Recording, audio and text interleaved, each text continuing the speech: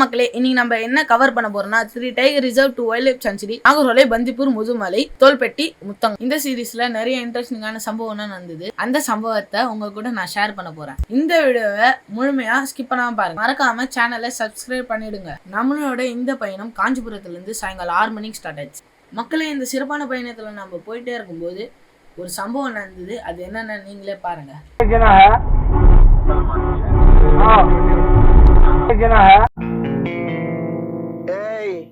என்னை வச்சு ஒன்றும் காமெடி கிமெடி பண்ணலை. மக்களை நம்முடைய இந்த சிறப்பான பயணத்தில் நம்ம போயிட்டே இருக்கும்போது திடீர்னு ஒருத்தர் நம்ம பைபாஸில் நம்ம வண்டிக்கு எதிராக வந்து நின்றுட்டார். நம்ம கொஞ்சம் கவனித்து சுதாரித்து போனதுனால அது வந்து நம்ம அந்த விபத்தை தவிர்த்துட்டோம். ஆக்சுவலி நமக்கு அந்த இன்டிமேஷன் கொடுத்தது நமக்கு முன்னாடி போன அந்த கார் டிரைவர். அந்த கார் டிரைவர் வந்து கரெக்டான முறையில் அவரை கவனித்து அவர் கட் பண்ணி போனதை பார்த்து நானும் கரெக்டாக கட் பண்ணதுனால அது ஒரு பெரிய விபத்துலேருந்து தவிர்த்துட்டோம். அப்படி இல்லைன்னு சொன்னால் நமக்கு ஒரு மிகப்பெரிய ஒரு விபத்து ஏற்பட்டிருக்கும். நம்ம பொதுவாக பைபாஸில் நம்ம போகும்போது நம்ம வந்து இதெல்லாம் கவனித்து போகணும். ரூல்ஸ் அண்ட் ரெகுலேஷனை நம்ம ஃபாலோ பண்ணோன்னா அதனால் நமக்கும் சேஃப்டி, நம்மளால் மற்றவங்களுக்கும் சேஃப்டி. பாருங்கள், ஒரு செகண்டில் ஏற்படக்கூடிய விபத்து நம்முடைய கவனமான ஒரு மக்களே, நம்முடைய இந்த நீண்ட பயணத்தில் நம்ம ஒவ்வொரு செகண்டும் நம்ம வந்து பிளான் பண்ணி போகணும். கரெக்டான முறையில் திட்டமிட்டு போகணும். நாங்களும் அதே மாதிரி தான் திட்டமிட்டு சரியான முறையில் காலையில் 3 மணிக்கெலாம் நீங்கள் நாகர்கோவில் டைகர் ரிசர்வுக்கு வந்துடணும் சொல்லி நாங்கள் பிளான் பண்ணி வந்திருந்தோம். இந்த நாகர்கோவில் டைகர் ரிசர்வில் ரொம்ப சிறப்பான முறையில் சஃபாரி இருக்குது. அதில் முதல் சஃபாரி 6 to 8 முதல் சஃபாரி. அதை வந்து ஆன்லைனில் புக் பண்ணோம். நாங்கள் ஏற்கனவே 7 பேருக்கு புக் பண்ணிட்டோம். ஒரு ஆளுக்கு 1000 ரூபா. நாங்கள் ஏற்கனவே ஆன்லைனில் புக் பண்ணிவிட்டு கரெக்டாக 6 மணிக்கு தானே அப்படின்னு சொல்லி நாங்கள் ஒரு 3 மணிக்கெலாம் வந்து நாங்கள் நாகர்கோவில் டைகர் ரிசர்வுக்கு வந்து நாங்கள் ரீச் ஆகிட்டோம். நாங்கள் நினச்சது ஒரு 2 மணி நேரம் ரெஸ்ட் எடுத்துகிட்டு அப்படியே போகிறது கரெக்டாக இருக்கும்னு சொல்லி நாங்கள் போனோம். அப்போ நாங்கள் ரெஸ்ட் எடுத்துகிட்டு இருக்கும்போது திடீர்னு அங்கே ஒரு கடை ஒரு 4 மணிக்கு திறந்தாங்க. சரி, டீ சாப்பிட்லான்னு போகும்போது அந்த கடைக்கார் சொன்னார், நாகர்கோவில் டைகர் ரிசர்வுக்கு வந்து மொத்தம் 3 கேட் இருக்குது. அதில் நீங்கள் புக் பண்ணியிருக்கிறது நானாச்சி கேட்டு. அந்த நானாச்சி கேட்டு கிட்டத்தட்ட இப்போ நீங்கள் இருக்கிறது கபினி கேட்டாண்ட இருக்கீங்க. கபினி கேட்லேருந்து நானாச்சி கேட்டுக்கு 120 கிலோமீட்டர். கிட்டத்தட்ட 3 மணி நேரம் உங்களுக்கு ட்ராவலு. சீக்கிரம் வேகமாக போனால் தான் உங்களால் போக முடியும். உடனே கிளம்புங்க சொல்லி சொன்னார். அவர் சொன்னதுக்கு பிறகு மக்களே நாங்கள் உடனே மேப்பை போட்டுட்டு போனோம். மேப்பில் வந்து 2.5 மணி நேரம் காமிச்சிது. ஆனால் ரோடே சரியில்லை. Night travel. நமக்கு வழி சொல்கிறதுக்கும் ஆள் இல்லை. ஏதோ ஒன்று அடித்து பிடிச்சி வண்டியை வேகமாக மிரிச்சு போயிட்டோம். ரொம்ப வேகமாக போய் கூட கடைசி நேரத்தில் கரெக்டாக 5:45 மணிக்கு நாங்கள் ஒரு இடம் போனால் கேட் போட்டு வச்சுருந்தாங்க. அந்த கேட்டுடைய பேர் பெரியபாளையா ஃபாரஸ்ட் கேட்டு. அங்கே வந்து ஹைகோர்ட்டுடைய உத்தரவு பிரகாரம் நைட்டு 9 மணிலேருந்து காலையில் 6 மணி வரைக்கும் எல்லா ஃபாரஸ்ட் கேட்டும் வந்து மூடிடுறாங்க. யாருக்குமே அனுமதி இல்லை. இரவு நேரங்களில் ஃபாரஸ்ட்டில் பயணம் கொள்கிறதுக்கு யாருக்கும் அனுமதி இல்லை.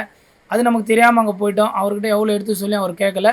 அதுக்கு பிறகு அவர் வந்து நமக்கு கரெக்டாக ஒரு 6 மணிக்கு அங்கேருந்து திறந்து விட்டார். மக்களே, இந்த இடம் பார்த்திங்கன்னா உங்களுக்கு ஒரு 20 ரூபா ஒரு கேட்டு.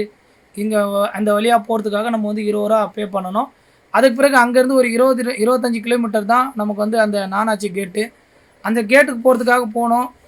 வேகமாக மெரிக்க கூட மனசு வரல. ஏன்னா அதுவும் ஃபுல்லாக ஃபாரஸ்ட்டு தான். நல்லா ரம்மியமாக இருந்துச்சு. நிறைய மான்களை பார்த்தோம், காட்டு எருமையை பார்த்தோம். நல்லா இருந்துச்சு. போகிற வழியெல்லாம் நல்லா ரொம்ப பசுமையாக இருந்துச்சு. ரொம்ப பசுமையை உணர்ந்தோம். நல்ல ஃபீலிங்கு. அதுக்கப்புறம் நாங்கள் அப்படி இப்படி இருந்தாலும் கொஞ்சம் மனசை திடப்படுத்திட்டு வேகமாக போய் மணி ஒரு 6:45 நானாச்சி கேட்டுக்கு போயிட்டோம். ஆனால் அங்கே போனோன்னு ஆஃபீஸர் சொன்னார், அந்த முதல் சஃபாரி போயிடுச்சு, அந்த சஃபாரியில் நீங்கள் போக முடியாது அப்படின்னு சொல்லிட்டாரு. அதுக்கப்புறம் நாங்கள் எவ்வளோ பேசி பார்த்தோம், எதுவும் எடுபடலை. அதுக்கப்புறம் அவர் என்ன சொன்னார், உங்களுக்காக வேணால் நான் ஒன்று செய்கிறேன். 8 to 10 அடுத்து ஒரு சஃபாரி இருக்குது. அந்த சஃபாரியில் புக் பண்ணவங்க யாருன்னா வரலன்னா உங்களுக்கு நான் வந்து அதை அரேஞ்ச் பண்ணி தரேன். ஆனால் அதுக்கு நீங்கள் தனியாக பே பண்ணணும்னு சொல்லிட்டாங்க. ஏற்கனவே 1000 ரூபா டிக்கெட்டு சொல்லி 7000 ரூபா போட்டோம். வேஸ்ட்டாக போயிடுச்சு. ஒரு சரியான திட்டமிடல் இல்லாதனால எங்களுக்கு ஏற்பட்ட நஷ்டம். அது உங்களுக்கு வரக்கூடாதுன்னா அதனுடைய மொத்த தெளிவான விவரங்களையும் நான் டிஸ்கிரிப்ஷனில் கொடுத்துருக்கேன். அதை வந்து நீங்கள் பார்த்து ஃபாலோ பண்ணி கரெக்ட் டைமுக்கு அங்கே போய் சேர்ந்துருங்க. அதுக்கு பிறகு 8 மணிக்கு எங்களுக்கு வந்து 2 டிக்கெட்டு மட்டும் கிடச்சிது. 2000 ரூபா பே பண்ணிவிட்டு நாங்கள் அதில் போனோம். அதுக்குள்ளே போனது உண்மையிலே சொல்கிறேன், நம்மளால் சொல்லக்கூட முடியாத ஃபீலிங்கு. அவ்வளோ அருமையாக இருந்துச்சு. அடுத்தடுத்து வீடியோவில் பார்க்கலாம் வாங்க. மக்களே, இந்த சஃபாரிக்கு நம்ம வரணும்னா கம்பல்சரி ஆன்லைனில் புக் பண்ணிட்டு தான் வரணும். அதனுடைய மொத்த டீட்டெயிலும் நம்முடைய டிஸ்கிரிப்ஷனில் கொடுத்துருக்குறோம், பார்த்துங்க. இப்போது நீங்கள் ஆன்லைனில் இல்லை ஆஃப்லைனில் வரணும் அப்படின்னா நீங்கள் ஒரு இந்த சஃபாரி ஸ்டார்ட் ஆகிறதுக்கு ஒரு 1 hour முன்னாடி வந்துட்டிங்கன்னா தான் அது வந்து உங்களுக்கு கரெக்டாக இருக்கும். காரணம், இங்கே வந்து கம்பல்சரி ஆன்லைன் தான். யாருன்னா ஆன்லைனில் புக் பண்ணவங்க வரல அப்படின்னும் போது நமக்கு அந்த ஒரு சீட் கிடைக்க சான்சஸ் இருக்குது. அதனால் ஆஃப்லைனில் நமக்கு ஃபஸ்ட்டு ப்ரியாரிட்டி யார் முதல்ல வந்தாலும் அவங்களுக்கு கொடுப்பாங்க. அதனால் நீங்கள் வந்து ஒரு அந்த சஃபாரி ஸ்டார்ட் ஆகிறதுக்கு ஒரு 1 ஹவர் முன்னாடியே வந்து நீங்கள் வெயிட் பண்ணிங்கன்னா ஆன்லைனில் புக் பண்ணவங்க யாருனா வரலன்னா பை சான்ஸ் நமக்கு லக் இருந்தால் இன்ஷா அல்லாஹ் நமக்கு வந்து அது கிடைக்கும். மக்களே இதில் வந்து நம்ம அந்த 6 மணிக்கு சஃபாரி போனவங்க நம்ம எதிர்க்க வந்தாங்க. நம்ம சஃபாரி கிளம்புறதுக்கு முன்னாடி அவங்க சொன்னாங்க டைகர் சைட் ஆச்சுன்னு சொன்னாங்க. நம்ம டைம் கார்டு நமக்கு வந்து அந்த வாய்ப்பு கிடைக்கல, கடவுள் நமக்கு அந்த வாய்ப்பை கொடுக்கல. இல்லைனா நம்மளும் அந்த 6 மணி சஃபாரியில் போயிருந்தால் கண்டிப்பாக டைகர் சைட்டிங்கை பார்த்துருப்போம். இருந்தாலும் கடவுள் வந்து நமக்கு மறுபடியும் ஒரு நம்பிக்கையின் அடிப்படையில் ஒரு 8 மணிக்கு நமக்கு மறுபடியும் இப்போ இந்த சான்ஸ் கிடைச்சிருக்கு. மக்களே நமக்கு ஃபர்ஸ்ட் சைட் ஆனது வந்து ஸ்பாட்டட் டியர்ஸ்.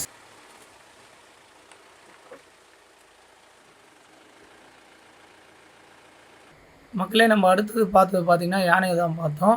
ஆக்சுவலி இது வந்து ஒரு குளத்துல ஒரு 3 யானை வந்து தண்ணி குடிச்சிட்டு இருந்தது. இதில் ஒரு விஷயத்த நல்லா கவனிக்கணும். எங்கள் வண்டி வந்து அடுத்த ஒரு வித்தின் செகண்டில் அந்த குட்டி முதல்ல போய் மறைஞ்சி நின்றுச்சு. கூடவே வந்து அந்த பெண் யானையும் கூடவே போயிடுச்சு. ஆனால் இன்னொரு யானை மட்டும் வெளியில் நின்றுட்டே இருந்தது. அப்போ டிரைவர் சொன்னார், இது பார்க்க உங்களுக்கு எப்படி தெரியுதுன்னாரு. ஒன்றும் இல்லையே அப்படின்னா, இல்லை அது ரெண்டுமே வந்து சேவ் பண்ணிவிட்டு இது வந்து கண்காணிக்குது, உங்களை வாட்ச் பண்ணுது, நெக்ஸ்ட்டு உங்களுடைய மூவ்மெண்ட் எப்படி இருக்குன்னு சொல்லி வாட்ச் பண்ணிகிட்டு இருக்குது. நீங்கள் இங்கேருந்து அப்படியே கடந்து போயிடுவீங்களா, இல்லை கிட்ட வருவீங்களா, இல்லை உங்களால் அவங்களுக்கு என்ன பாதிப்பு வருமா அப்படின்னு சொல்லி வாட்ச் பண்ணுது. அந்த வாட்சிங்க்கு ஏற்ற மாதிரி உங்களை அட்டாக் பண்ணுறதுக்கு அது ரெடி ஆகுதுன்னு சொன்னார். அந்த விஷயத்தை நீங்களே பாருங்கள் மக்களே. மக்களே நம்ம இந்த சஃபாரியில் நிறைய பீகாக் தான் பார்த்தோம், நீங்களே பாருங்க.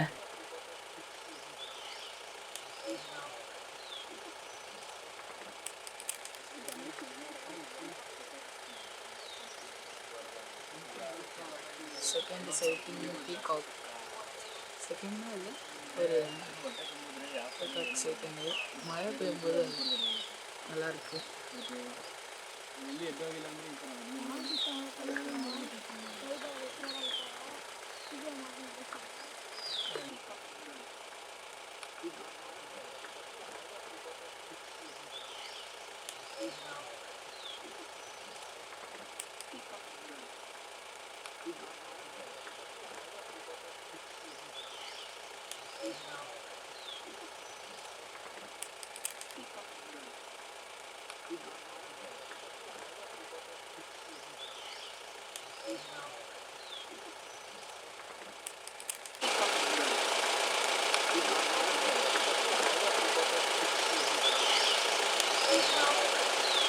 மக்களே நம்ம அடுத்தது பார்த்தது மரக்கொத்தி.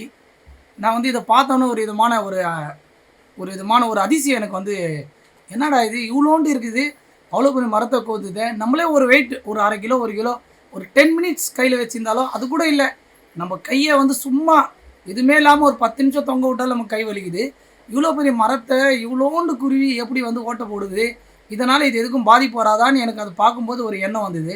அதுக்கப்புறம் நாங்கள் இந்த ட்ரிப்பெல்லாம் முடிச்சுட்டு வந்து நெட்டில் வந்து பார்க்கும்போது அதனுடைய மண்டை ஓடு வந்து அந்த அளவுக்கு ஒரு விதமான புதுமையான முறையில் வந்து இறைவன் வந்து அதை படைச்சிருக்கிறான். மேலும் அதனுடைய இது எவ்வளோ வேகமாக குத்தினாலும் இதனுடைய மூளைக்கு எந்த பாதிப்பும் வராத அளவுக்கு அதுக்குள்ளே வந்து ஒரு விதமான திரவத்தை வந்து அந்த மண்டை ஓட்டுக்குள்ளே இருக்குது. அந்த திரவமும் பிரத்யேகமாக வடிவமைக்கப்பட்ட அதனுடைய அந்த மண்டை ஓடும் எவ்வளோ வேகமாக இந்த மரக்கொத்தி குத்தினாலும் அதனுடைய மூளையில் ஒரு சின்ன பாதிப்பை ஏற்படுத்தாத அளவுக்கு அவ்வளோ அழகாக இறைவனுடைய படைப்பில் இந்த படைப்பு இருக்குது. இதை பார்க்கும்போதே ரொம்ப அழகாக இருந்தது. நீங்களும் ஒரு அடி பாருங்க மக்களே.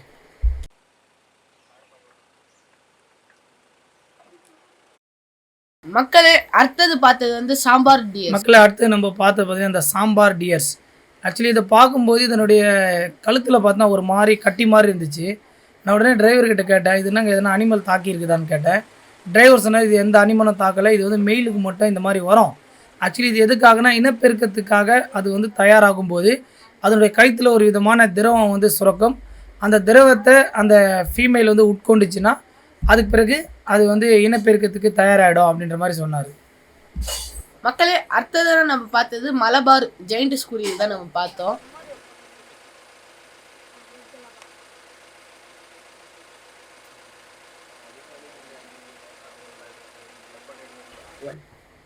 மக்களே இப்போது நாங்கள் இந்த சவாரியில் மறுபடியும் அதே மாதிரி கொஞ்சம் உள்ளே போன உடனே இன்னும் கொஞ்சம் டீப்பாக ஃபாரஸ்ட் போன உடனே ஒரு யானை கூட்டத்தை பார்த்தோம்.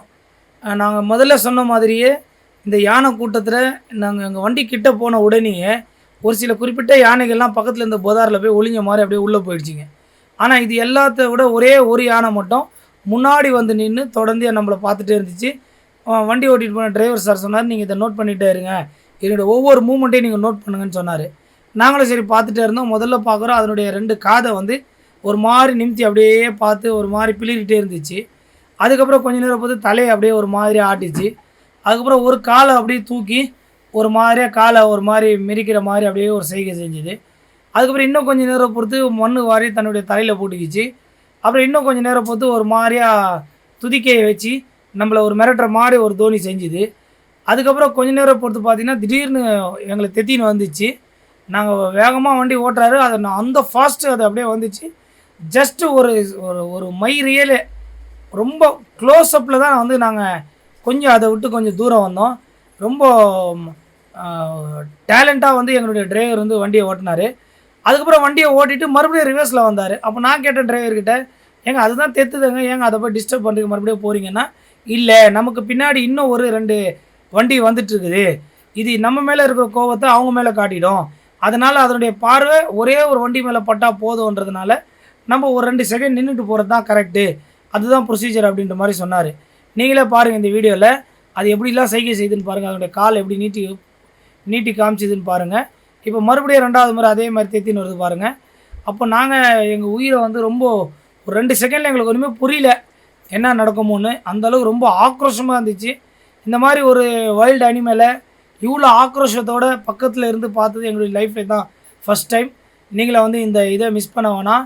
இந்த சஃபாரியில் ரொம்ப பெஸ்ட்டுன்னு சொல்ல போனால் இந்த மூமெண்ட்டை தான் நான் வந்து ஸ்டார் மூமெண்ட் அப்படின்னு சொல்லுவேன், பெஸ்ட்டு மூமெண்ட்.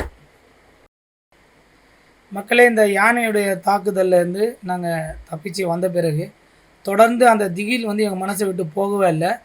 அதை வந்து மறக்கிற விதமாகவும் மறுபடியும் இயற்கையோடு நாங்கள் ஒன்றி போகிற மாதிரி மறுபடியும் மான் கூட்டங்களை பார்த்தோம்.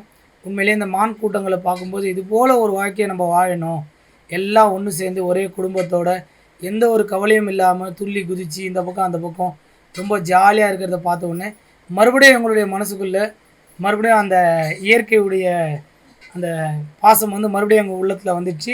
அதே மாதிரி இந்த moment best of the moment, அந்த வைலண்ட்டான அந்த மூமெண்ட்டில் இருந்து மறுபடியும் ஒரு சாஃப்டான மூமெண்ட்டை நோக்கி வந்தோம். எங்களுடைய ஸ்டார்டிங்கும் இந்த சஃபாரியில் ஸ்டார்டிங்கை மால்லேருந்து ஸ்டார்ட் பண்ணோம், 2வது க்ளோசிங் அதே மாதிரி மால்லேருந்து க்ளோஸ் பண்ணுறோம். மக்களே, இந்த வீடியோ எண்டு வந்துட்டோம். இந்த வீடியோ பிடிச்சிருந்தா லைக் பண்ணுங்கள். இதே மாதிரி வீடியோ கண்டென்ட் வேணுன்னா இந்த சேனலை சப்ஸ்கிரைப் பண்ணிக்கோங்க.